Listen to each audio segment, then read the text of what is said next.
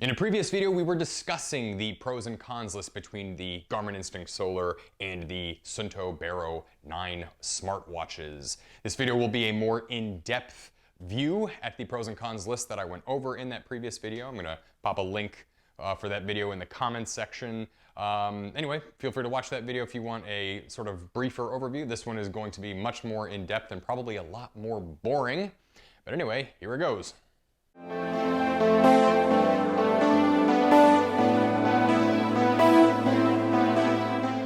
Battery life. It's better on the Garmin. Even though it says 25 days battery life, realistically, you're not going to get 25 days. Here on the Suunto, practically speaking, if you are somebody that works out every day and you are tracking those workouts, you will get probably about a couple of weeks on the Solar Garmin Instinct off of a full charge. You will only get probably about no more than a week with the Suunto.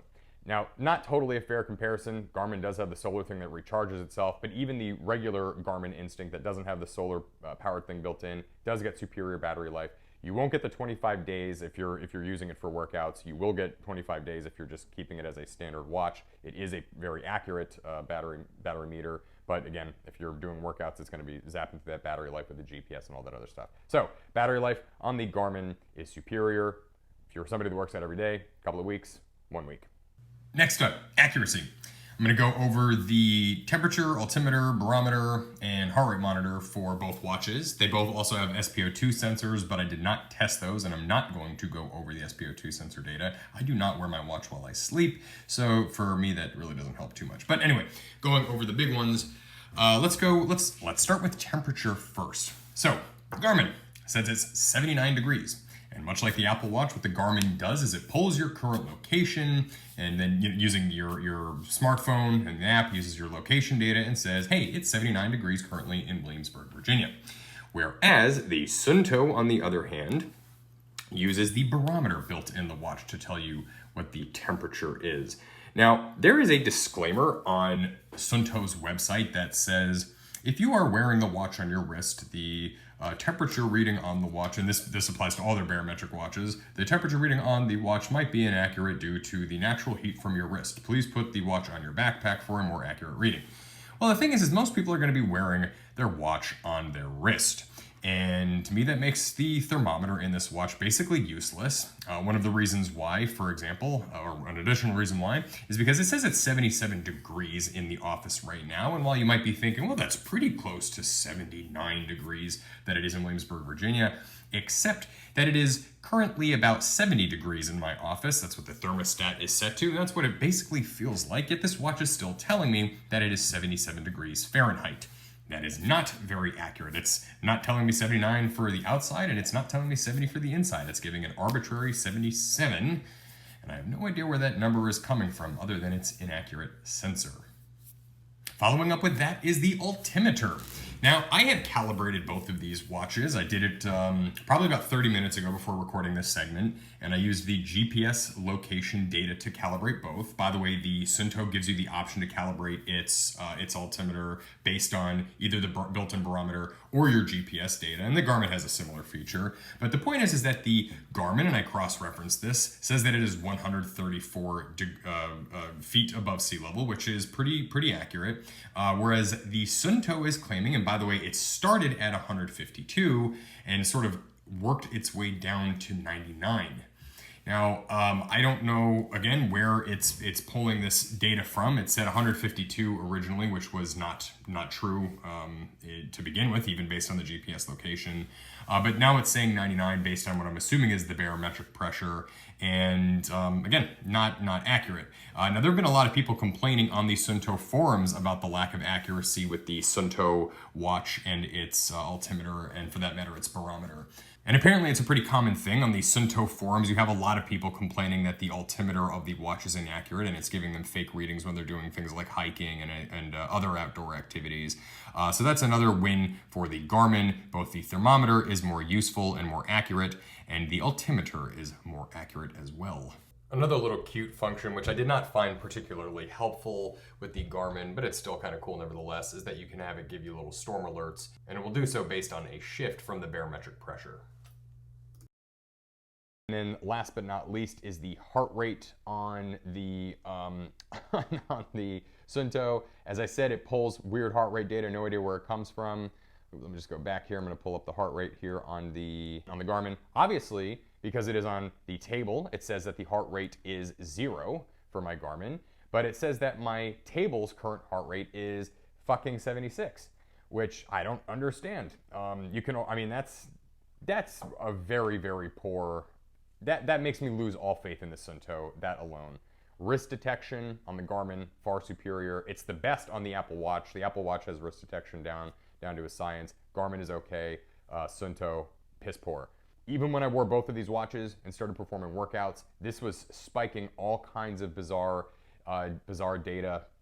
It was giving me like, I don't know, 140, and at some points even 160 when I was at rest. The Garmin was giving me what I felt were much more accurate metrics. Anyway, everything about the Garmin is much more accurate. Now let's talk about the sheer size of both of these watches. The Suunto, first off, when I pulled the Garmin Instinct out of the box, I was already like, wow, this is a big ass watch, much bigger than the Apple Watch. The Suunto dwarfs it. I mean, look at this. If you put the Garmin over the top of the Suunto, you can still see the Suunto sort of peeking out around the corners. It is just mammoth in size.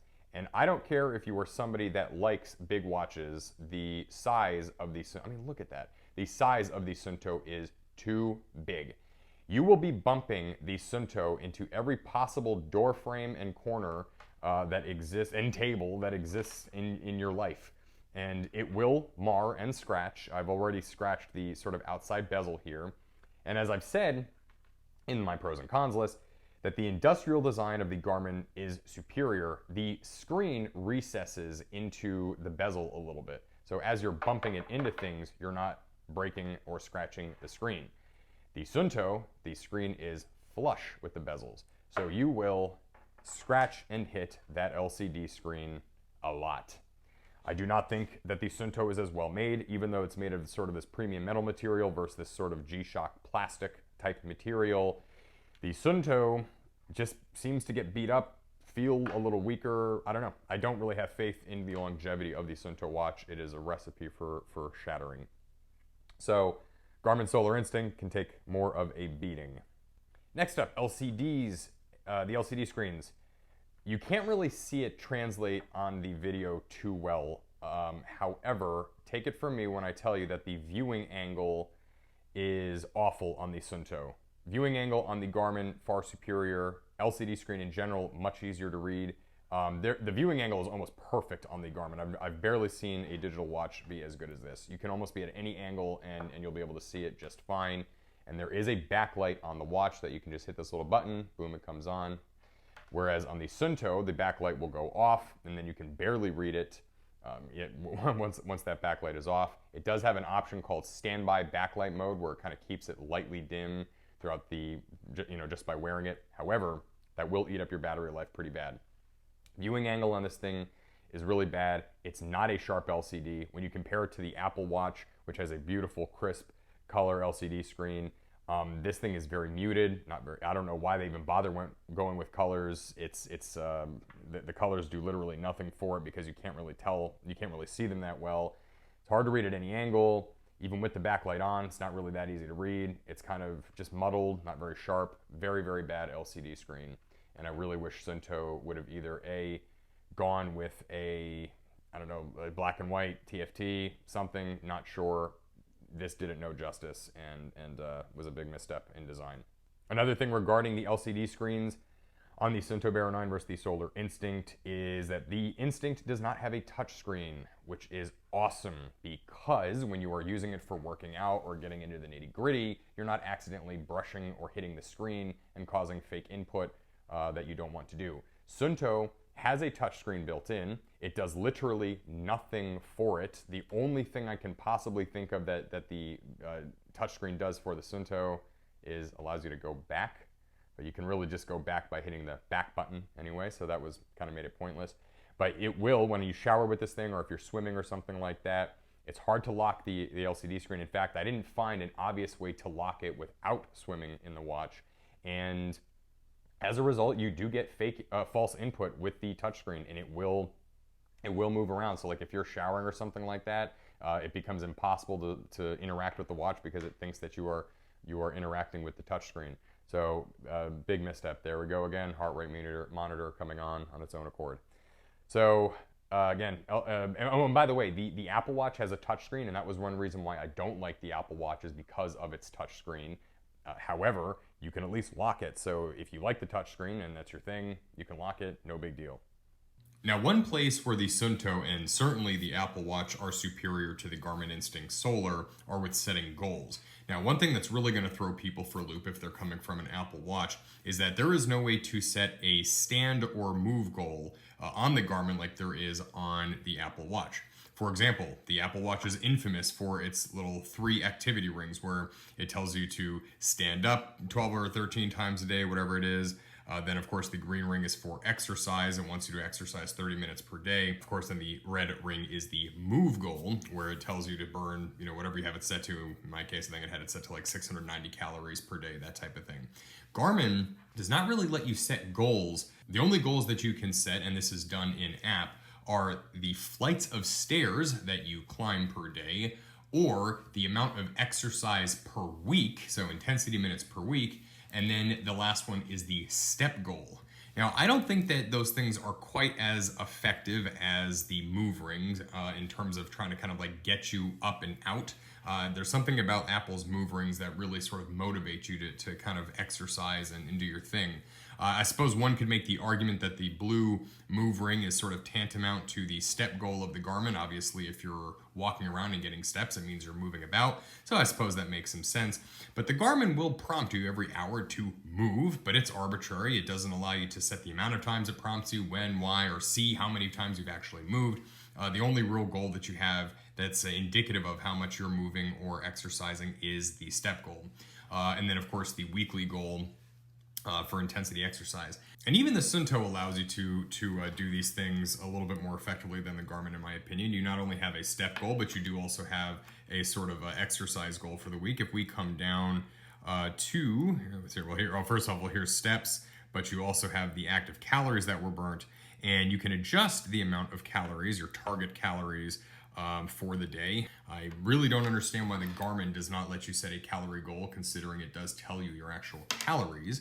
But then the other thing, of course, is with training. So much like the Garmin where it's weekly intensity goal, you can also set that with the Suunto. So here we have the weekly goal set to 3 hours. So the Suunto does let you set a calorie goal, step goal, a training goal per week. Apple Watch is the only one that lets you do the exercise per day, but I guess the other guys just kind of feel like you need to move per week. It's not just necessarily a daily thing. And there are reasons for that too. Like, I've always felt the daily move exercise goal on the Apple Watch was a little bit much. Some people cannot exercise every single day. They either don't have the time or something else kind of gets in the way. But basically, if you don't end up closing that blue ring, you're absolutely miserable and you feel like failed for the day the green ring. You feel like you failed for the day. You didn't quite make it. But anyway, just back to the goals. I do feel that the Garmin sort of lacks in the kind of goal department. Suunto comes in second place as far as that's concerned. And then, of course, the Apple Watch's goals are a little bit more motivating. Although I can see how some people would think that the weekly goal might be a little bit better than a daily exercise goal for the Apple Watch. And next up, of course, is the watch faces. Watch faces on the Garmin, much more customizable. Suunto, barely at all. So in the Garmin, if you want to customize your watch face, you press and hold the menu button. You select watch face is the first thing that comes up. Select that. And now you can scroll through a variety of different watch faces. So you find one that you like. You can get ones with either the white background or the black background. You find one that you like, you settle on it, and then you're allowed to even customize the different metrics that they give you on screens. So you can turn this into your heart rate instead of the temperature. You can get rid of the date and the calendar here. You can change that from calorie to something else, steps, for example. You can just customize it, and it's very, very nice.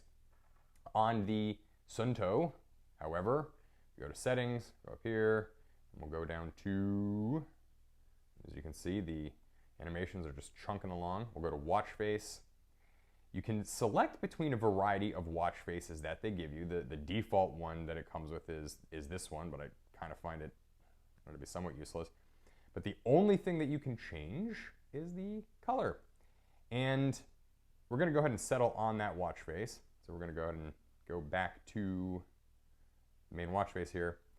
This gives you your like exercise goal, your battery life, and then obviously the date and time, but it's just lacking. And there is not a single watch face that you can customize on the Suunto. You get what you get. What I can do is I can click on this little thing on the left side here, and it will show me my battery, my altimeter, and another date and time. However, the hand is covering it up. That's kind of annoying. But the thing about that is you cannot customize those little three things. So what you are getting on this screen is all that you get. And that stinks. I would like to have the temperature showing up on this screen somewhere. I think that is valuable data. I would like to change, I don't know, there's just stuff that I would like to change on the Suunto watch face, and I cannot. And I don't understand why Suunto is not allowing you to customize the watch face. Even the Apple Watch offers you a fairly good degree of customizing the watch faces based on, obviously, a watch face that it already has. But nevertheless, you can customize it to get exactly the stuff that you want. You cannot do that on the Suunto. I'm going to show you a couple of the things that you can customize on the Garmin. Let's hit customize. So here we have it's blinking. It was blinking on the temperature, and I accidentally breezed past it. But so here's the battery one. Here's the steps goal, heart rate, altimeter, barometric pressure, back to battery. And here we can change from date to all kinds of things. Sundown, sun up, messages, notifications, all that stuff. By the way, both watches do notifications, and they both do it fairly well. Next, I'm going to go over the apps for the Suunto and the Garmin.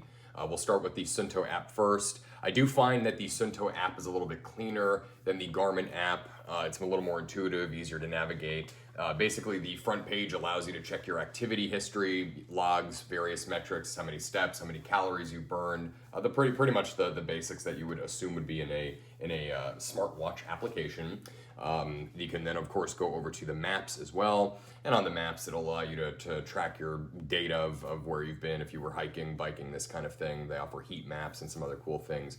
And then, of course, you've got the settings section, which will allow you to adjust the various settings, allow you to set your goals. You can adjust whether you want the altitude source to be the barometer or the GPS. By the way, it doesn't do anything. It's still inaccurate. And all in all, though, it's a very clean application. I like the Suunto app and kind of wish Garmin would follow in the Suunto app's footsteps a little bit, just to kind of make things a little bit easier to navigate, easier to kind of see things.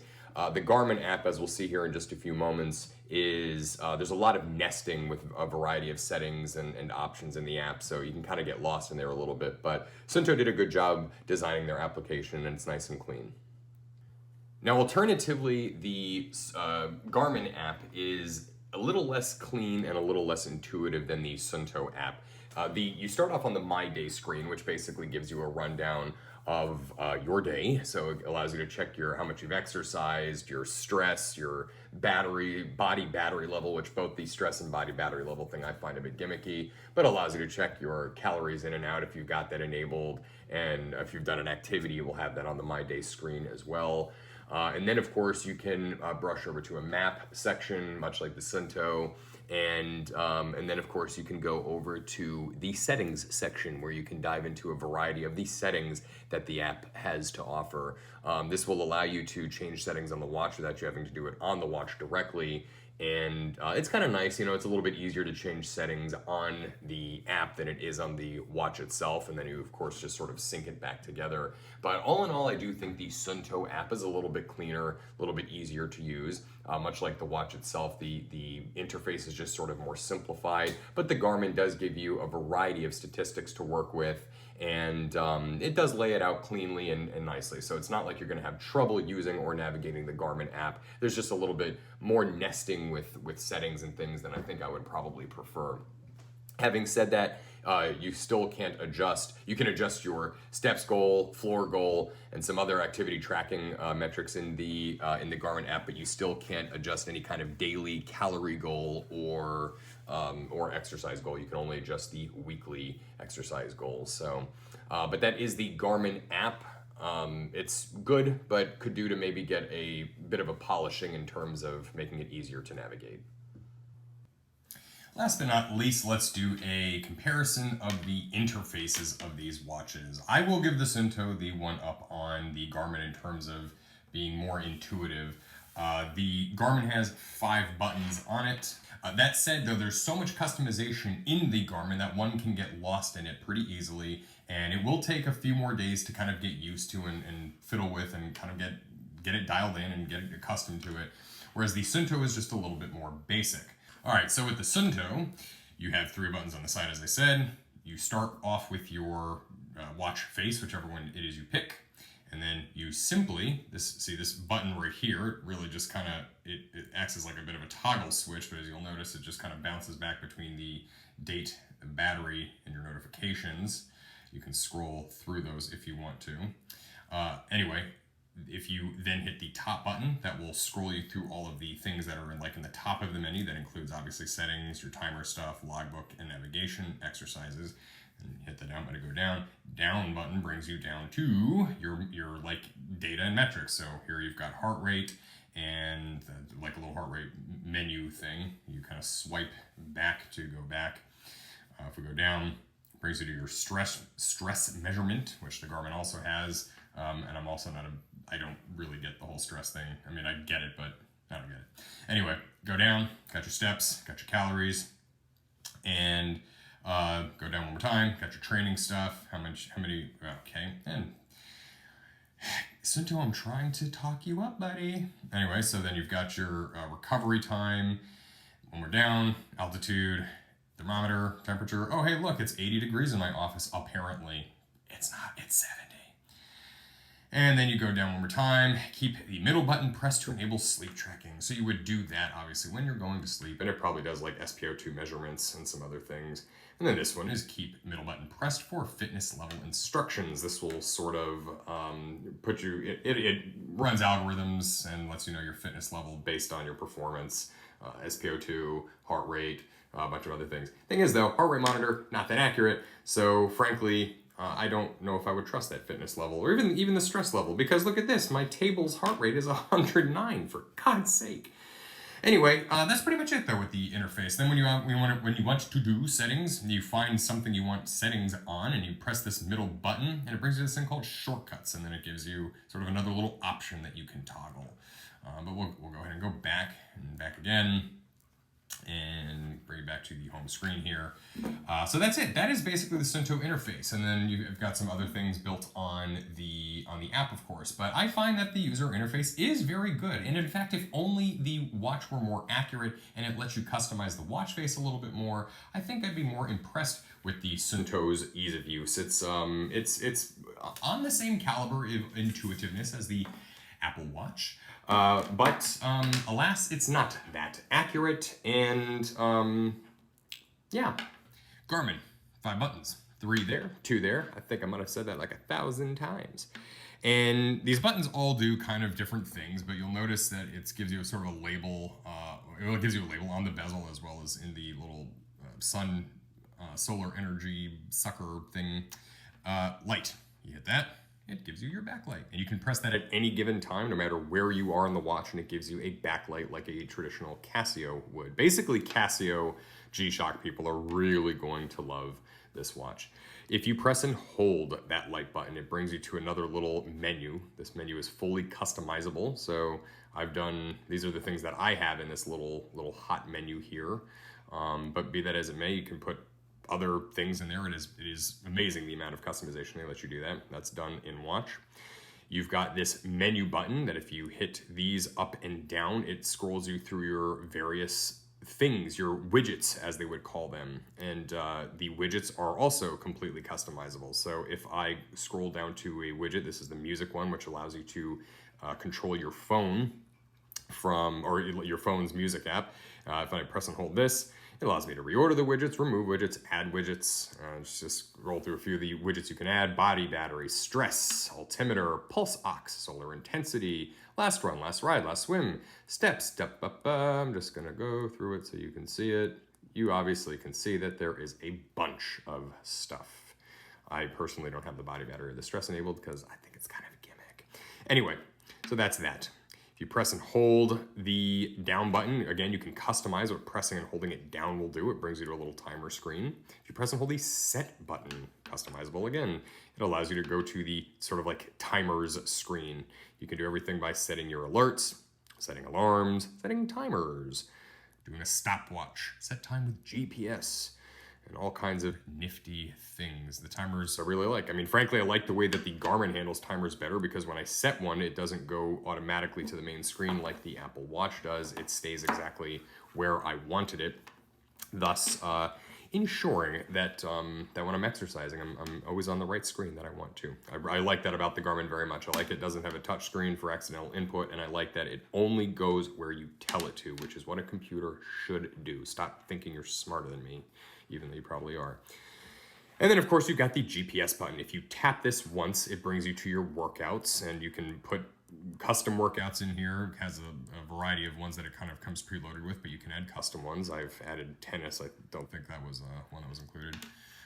Or you can press and hold the GPS button, and it will acquire the satellites and give you GPS data such as your location, altitude, a bunch of other things that you might want by being tracked by a GPS. Basically, so Big Brother is watching over you the entire time. But that is the interface of the Garmin. It is, once you've experimented and you get used to it, you get used to it pretty quickly, but you will find yourself constantly kind of playing around in it. And I think I will do a more in-depth review on the Garmin's interface. As far as interfaces are concerned, Suunto is a little bit easier, more intuitive. Garmin just offers you more, better. I just like the user interface better. And then the Apple Watch, the Apple Watch is the Apple Watch. It is, I mean, you can customize the watch face, you can, scroll through widgets and stuff like that. I do think that the Apple Watch is intuitive, but please understand, people, that in any given smartwatch, and by the way, this is a great angle that you can just see how massive this Suunto is. But in any given smartwatch, you are going to need to learn how to use it and how to play with it. It is no different from any other piece of electronics. Thank you for watching that painfully in-depth review of the Suunto Baro 9 versus the Garmin Instinct Solar. I hope that it helped you determine which watch that you want more and which one would be better for you. If you have any questions, please feel free to reach out to us in the comments section. Please like and subscribe, and we will be back with another video really soon.